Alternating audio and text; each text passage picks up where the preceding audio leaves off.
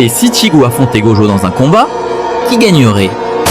Ce serait un affrontement titanesque entre un Shinigami à son apogée et le plus puissant exorciste du monde. Mais avant ça, si tu pouvais t'abonner, ce serait vraiment cool. Tout d'abord, en termes de vitesse et de puissance brute, Ichigo est redoutable. Avec son Bankai et ses transformations, il combine la force d'un Shinigami et d'un Holo. Mais Gojo, lui, possède une arme redoutable, l'infini. Grâce à cela, aucune attaque directe ne peut l'atteindre. Même si Ichigo enchaîne ses Getsuga Tensho surpuissants, l'infini bloque tout ce qui approche.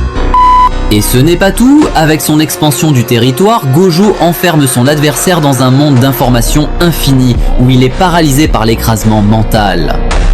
Face à cela, Ichigo doit compter sur sa vitesse transcendante et la puissance démesurée de son Bankai, capable de trancher ce qui est censé être intouchable. Cependant, le problème reste l'infini de Gojo. Même la plus grande puissance brute peut être annulée si l'espace lui-même te repousse. Mais Ichigo n'est pas un simple humain. Son énergie spirituelle peut briser des dimensions et son Bankai transcende les limites.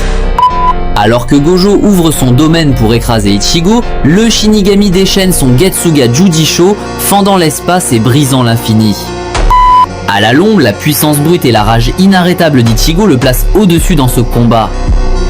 Ainsi, même si Gojo est l'exorciste le plus fort, il finirait terrassé par le Bankai du Shinigami.